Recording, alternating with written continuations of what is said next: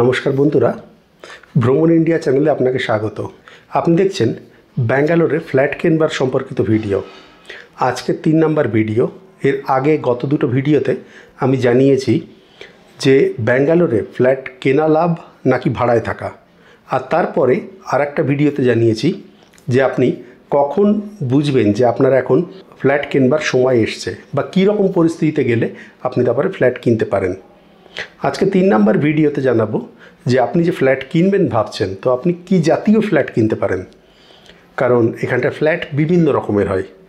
এখানটা ফ্ল্যাট হয় কখনো কখনো নিজের বাড়ি, যেটা বলে ইন্ডিপেন্ডেন্ট বাড়ি, বা এরকম যে জিনিসগুলো হয় যে ফ্ল্যাট, বাড়ি, ভিলা, এগুলো কি কি ধরনের হয়। আর এটা আপনাকে এটা বুঝতে সুবিধা করবে যে আপনার কোনটা সুবিধাজনক হবে আপনার জন্যে, বা আপনি যখন কিনবেন তখন আপনি সেখান থেকে কি কি সুবিধা পাবেন সেই বিষয়টা। আপনি যে ফ্ল্যাট কিনবেন এগুলি কতগুলি ক্যাটাগরিতে ভাগ করা যায়।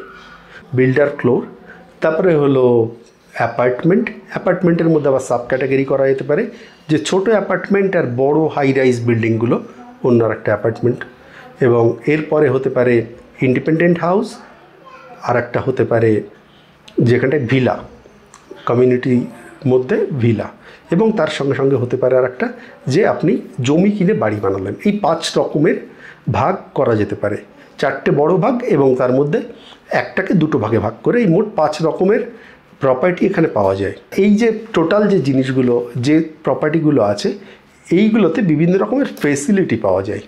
মানে প্রত্যেকটা প্রপার্টিতে কিছু ফেসিলিটি হয়, কোনোটাই হয় না। ফেসিলিটিগুলো আমি আগে জানিয়ে রাখি।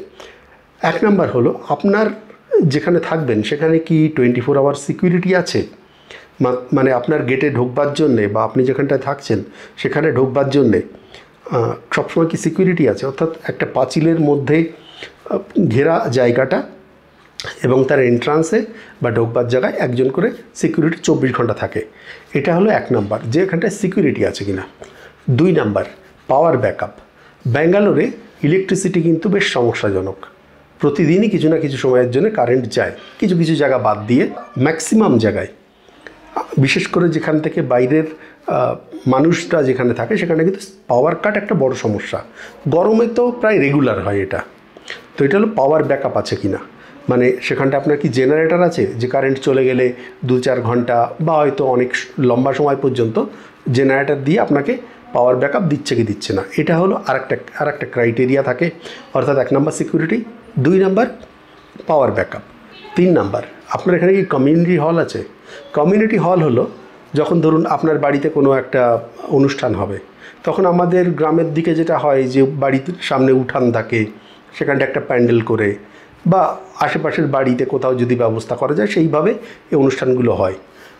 বিয়েটির ক্ষেত্রে সেক্ষেত্রে হয় বিয়ে বাড়ি ভাড়া করে, কিন্তু যে সমস্ত ক্ষেত্রে বিয়ের মতো বড় ব্যাপার নয়, ধরুন বার্থডে হলো, 50 জন লোক এলো, তখন তো আপনার ঘরের মধ্যে ধরবে না। তো সেই অনুষ্ঠান করবার জন্য কি কোনো কমিউনিটি হল আছে কি নেই, এটা একটা মিনিমাম জিনিস যে এটা আছে কি নেই। নেক্সট হলো ইনডোর গেম কি আছে, মানে টেবিল টেনিস হোক বা ব্যাডমিন্টন হোক, এইরকম ইনডোর গেম খেলবার মতো কোনো ব্যবস্থা কি আছে। নেক্সট হতে পারে জিম আছে কি। জিম থাকাটা এখানটার অ্যাপার্টমেন্টগুলোতে একটা খুব কমন ব্যাপার, তো সেই জিনিসটা আছে কি নেই, তো সেটা আর একটা ব্যাপার থাকছে। সুইমিং পুল আছে কি না, বড় বড় জায়গাগুলোতে সুইমিং পুলটা থাকে, তো সুইমিং পুলটা আছে কি না।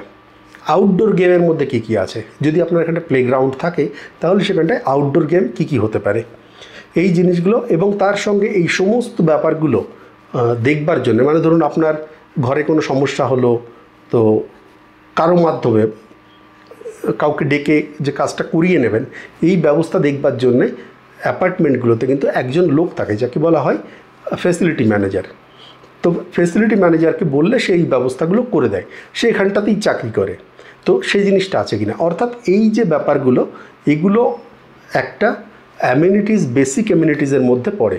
এবং তার সঙ্গে পার্কিং, এখানটার গাড়ির পার্কিং কিন্তু ফ্ল্যাটের সঙ্গেই আসে, মানে প্রত্যেকটা ফ্ল্যাটের জন্যই একটা করে গাড়ি পার্কিং মিনিমাম থাকে। মিনিমাম দামি ফ্ল্যাটগুলোর ক্ষেত্রে 1-এর বেশি গাড়ি পার্কিং থাকে। আমাদের কলকাতার মতো নয় যে আলাদাভাবে এখানটায় গাড়ি পার্কিং কিনতে হয়।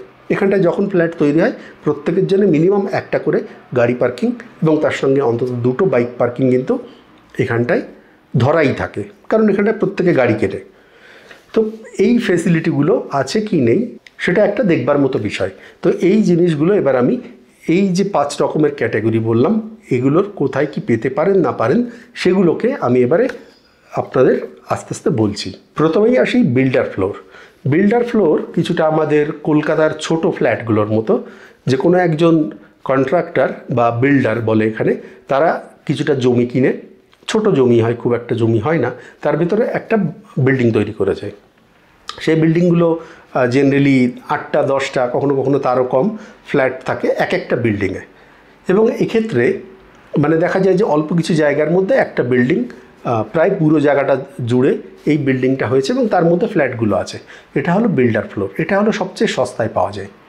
আর এই বিল্ডার ফ্লোরগুলোর মধ্যে কিন্তু প্রায় এই যে ফেসিলিটিগুলো বললাম তার প্রায় কোনোটাই থাকে না। কোনো জায়গায় এক্ষেত্রে সিকিউরিটিটা থাকে, কিন্তু সিকিউরিটিটা ঠিক এরকম 24 ঘন্টা যেরকম প্রপার সিকিউরিটি গার্ড থাকে তা নয়। জেনারেলি এখানে নেপালিরা সিকিউরিটি গার্ডের কাজ করে। তো নেপালিরা এসে তাদের জন্য একটা ছোট ঘর করা থাকে, তারা তাদের ফ্যামিলি নিয়ে সেখানে থাকে এবং তারা প্রয়োজনে সিকিউরিটি গার্ডের কাজ করে। গাড়ি যখন আসছে বা যাচ্ছে তখন গেট টেট খুলে দেওয়ার কাজগুলো করে। কিন্তু এর থেকে বেশি ভালোভাবে কিন্তু এই সিকিউরিটি গার্ডটা থাকে না। কোনো জায়গায় এইটুকুও থাকে না, এই যতটুকু বললাম এইটুকুও থাকে না। এবং এর সাথে সাথে এর পার্কিংটা কিন্তু অনেক জায়গায় সমস্যা হয়। যেমন প্রত্যেকটা বড় জায়গায় একটা প্রপার পার্কিংয়ের ব্যবস্থা থাকে, এখানে হয়তো নাও থাকতে পারে। অনেক সময় আমি দেখেছি খুব গাদাগাদি করে তৈরি হয়, একটা পার্কিংয়ের সামনে আর একটা পার্কিং, অর্থাৎ আপনার যদি সামনে থাকে গাড়িটা তাহলে পেছনের গাড়ি বের না করতে পারলে আপনি গাড়ি থেকে গাড়ি বের করতে পারছেন না, এইরকম সমস্যাগুলো হয়। এখানটা জল একটা বড় সমস্যা। এই বিল্ডার ফ্লোরে জলের সমস্যাটা একটা খুব মারাত্মক ব্যাপার হয়ে যায়, কারণ এখানে অল্প কিছু ফ্ল্যাট থাকে, এদের রিকোয়ারমেন্ট কম থাকে এবং অধিকাংশ জায়গাতেই জল এখানটায় মাটি থেকে তোলা যায় না মোটর দিয়ে। ফলে এই জলটা যখন কিনতে হয় তখন এই যে খরচ জলের সেটা অনেক হাই হয়ে যায়। বাচ্চাদের খেলবার মতো প্রায় কোনো ব্যবস্থা থাকে না, ফলে সেটা আর একটা বেশি সমস্যা হয়ে যায় যে বাচ্চাদের খেলার মতো কিন্তু ব্যবস্থা এখানে থাকে না। ইনডোর গেম কখনো কিছু থাকতে পারে, টুকটাক নাও থাকতে পারে, বেশিরভাগ সময়ই থাকে না। আউটডোর গেমের কথা কোনো প্রশ্নই নেই, সুইমিং পুলের আসার কোনো প্রশ্নই নেই। এবং এরকম কোনো যে প্রপার সিকিউরিটি ম্যানেজার যেটা আমি বললাম ফেসিলিটি ম্যানেজার সেটাও হয় না, কারণ 8টা 10টা ফ্ল্যাটের জন্য একজনকে বেতনে রেখে কাজ করানো সম্ভব নয়। এই সমস্তর জন্য কিন্তু এই বিল্ডার ফ্লোরটা অনেক সস্তায় পাওয়া যায় এবং আমার উপদেশ নিলে আমি বলবো বিল্ডার ফ্লোর অ্যাভয়েড করবেন, কারণ বিল্ডার ফ্লোরের কিন্তু এই সমস্ত সমস্যার জন্য খরিদ্দার অনেক কম থাকে। আপনার যদি পরে কখনো বিক্রি করতে হয় তখন কিন্তু আপনি যথাযথ দাম পাবেন না, প্রাইস সেভাবে বাড়ে না। এরপরে চলে আসি অ্যাপার্টমেন্ট। অ্যাপার্টমেন্টের যে দুটো জিনিস বললাম, একটা বড় অ্যাপার্টমেন্ট, একটা ছোট অ্যাপার্টমেন্ট। ছোটো অ্যাপার্টমেন্টগুলো জেনারেলি একদম বড় বিল্ডার না, তার থেকে নিচে যে সমস্ত বিল্ডার, বড় বিল্ডার মানে আমি বলছি শোভা হতে পারে ব্রিগেড, গোদরেজ, এই জাতীয় বিল্ডার নয়, তার পরের লেভেলে যে সমস্ত বিল্ডার তারা এগুলো তৈরি করতে পারে। এবং এই জাতীয় অ্যাপার্টমেন্টগুলো কম বেশি 50 থেকে 200টা পর্যন্ত ফ্ল্যাট থাকতে পারে। 50 থেকে 200টা, আমি একটা মোটামুটি বলছি, এর একটু এদিক ওদিক হতে পারে। এগুলোর ক্ষেত্রে কখনো 2-3টা বিল্ডিং হয়, কখনো 4-5টা বিল্ডিং মিলেও একটা অ্যাপার্টমেন্ট হয়। এবং এই অ্যাপার্টমেন্টে পুরোটা কিন্তু পাঁচিল দিয়ে ঘেরা থাকে এবং সেখানে 24 ঘন্টা কিন্তু সিকিউরিটি গার্ড থাকে, যেখানটা সিকিউরিটি গার্ড জেনারেলি 2টো শিফটে এরা কাজ করে, সকালে একজন, রাতে একজন, এবং এটা সব সময় থাকে।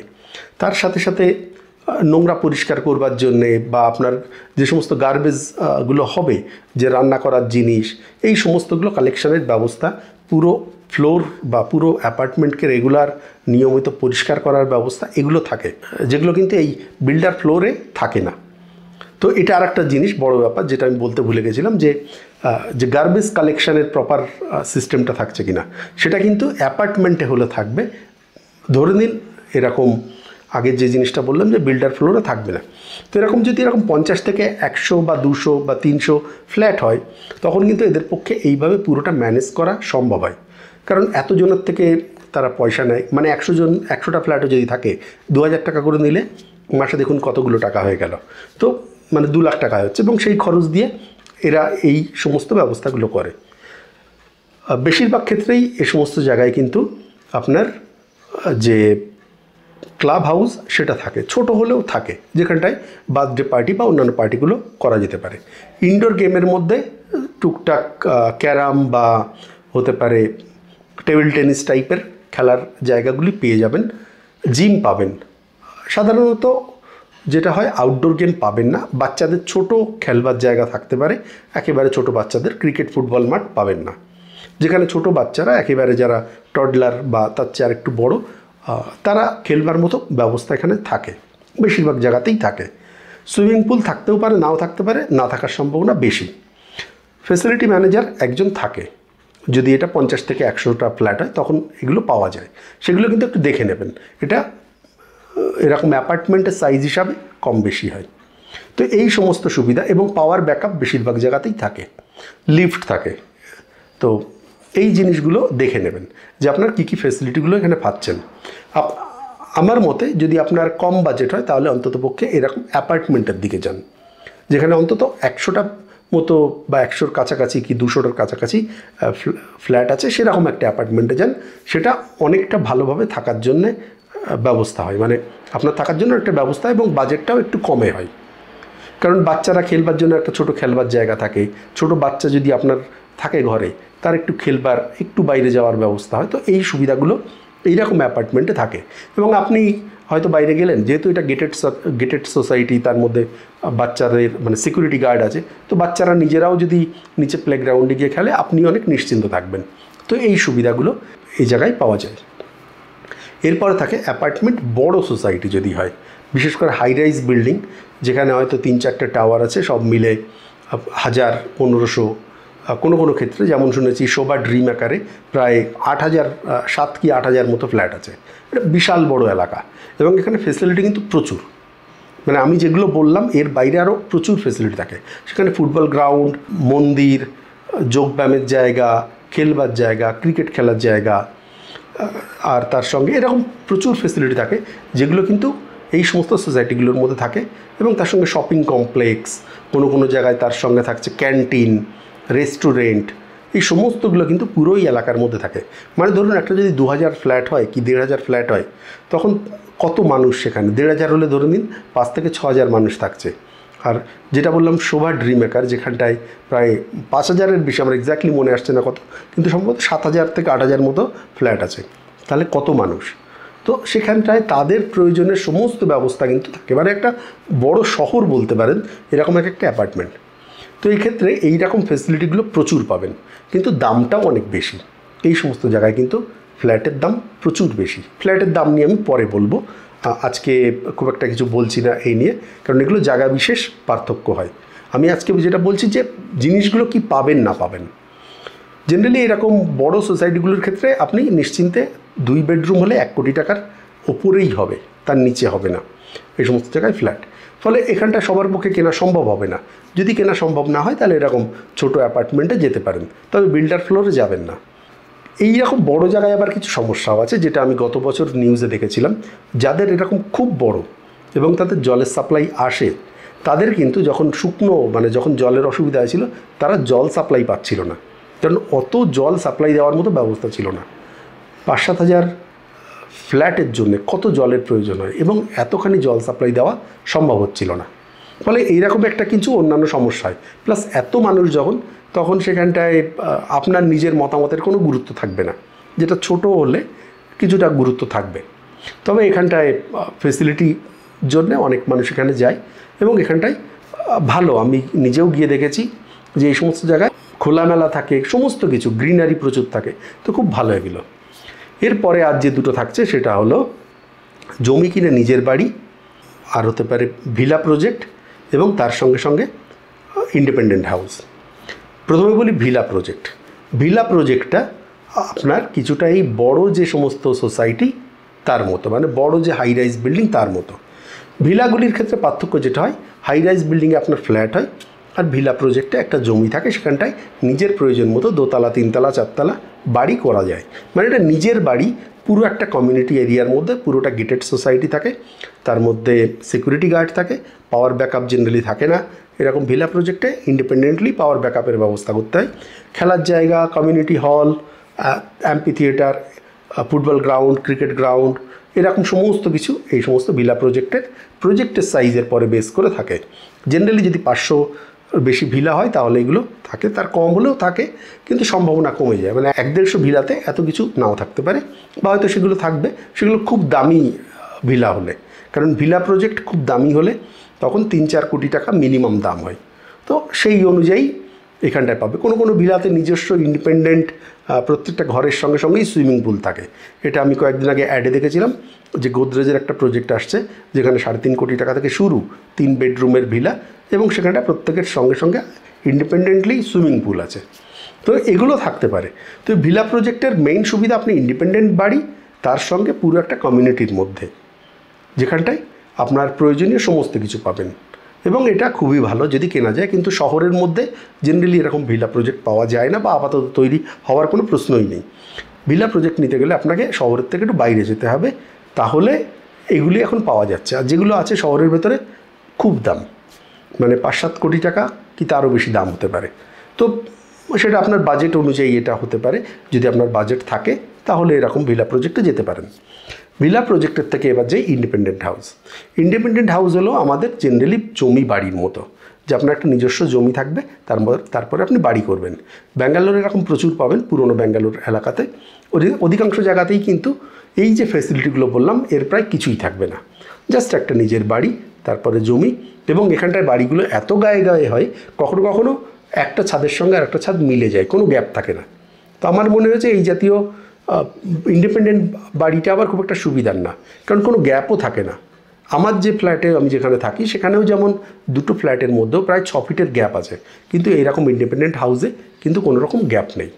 তো এটা একটা সমস্যা, তো সেটা একটু দেখবেন। আর একটা লাস্ট যেটা থাকে সেটা হলো জমি। এখানে জমি কেনার উদ্দেশ্যে আমি বলবো, আপনি যদি জমি কেনা এক্সপার্ট না হন, খবরদার জমি কিনতে যাবেন না, কারণ এখানে প্রত্যেকটা জমিতে কিন্তু এরকম অংশীদারিত্বের সমস্যা থাকে।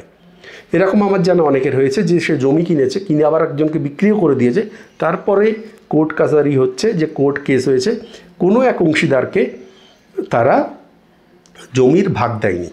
কারণ আমাদের পশ্চিমবাংলায় যেরকম হয়, প্রচুর মানুষ পূর্ববঙ্গ থেকে এসছে, ফলে তারা নিজস্ব জমি কিনেছে, কিন্তু এখানটার স্থানীয়রা বংশ পরম্পরা এখানে আছে, বহু জমি যেগুলো বহু মানুষ, তাদের ঠাকুরদা, তার বাবা, তার ঠাকুরদা, এরকমভাবে তারা পাচ্ছে।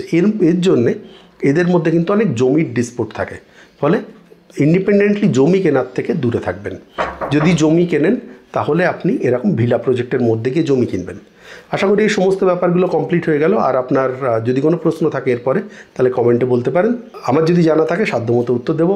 আর ভিডিও ভালো লাগলে একটা লাইক করতে পারেন, প্রশ্ন থাকলে কমেন্ট করতে পারেন, চ্যানেলে নতুন হলে সাবস্ক্রাইব করে নিতে অনুরোধ করব। ভালো থাকবেন, দেখা হবে এরপরে অন্য ভিডিওতে। নমস্কার।